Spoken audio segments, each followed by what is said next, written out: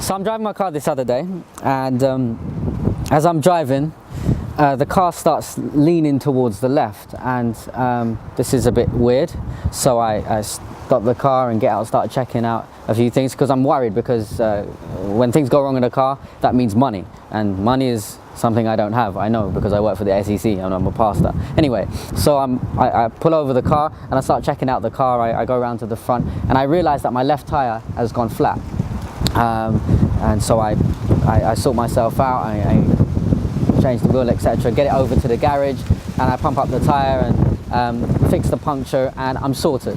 The car drives fine now, and I'm doing well. Got me thinking about a few things. It got me thinking about how I'm so concerned of trying to make sure that my life, like my car, is stable. When a tire goes flat, the car essentially starts to lean.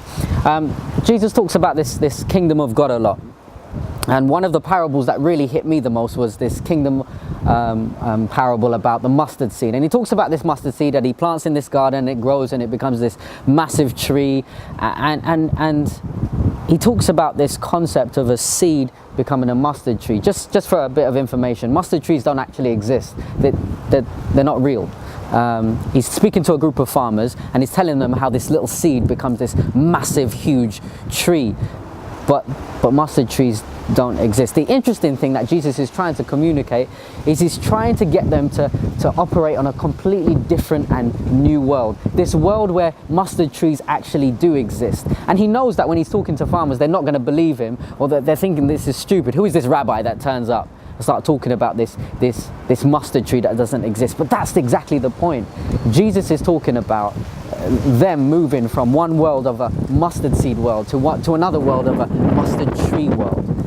And it got me thinking and realizing that the only way that I can experience this mustard tree world is if I actually believe he's able to move me from things that are possible to things that are impossible. If I actually believe he's a God that is able to give me that power to believe in mustard trees. Do you believe in mustard trees?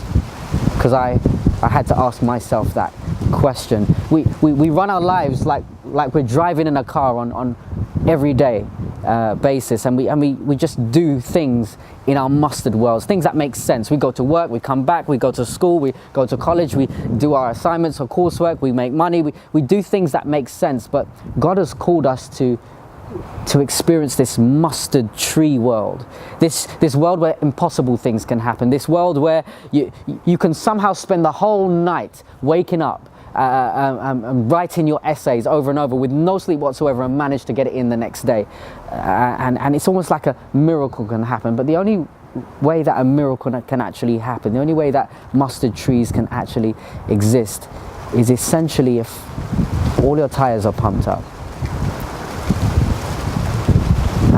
And I think to myself, even in my life as a pastor, there are some times, admittedly, that my tires aren't pumped up all the time. And I'm not really that connected with this mustard tree world as much as I should be. And so my challenge to you today is, make sure your tires are pumped up. Make sure you are filled with his Spirit. Not just for the cliches to recognize that he's God. More than that, pump up your tires with his Spirit, because he will allow you to experience mustard trees. And yes, they do exist. Happy Monday.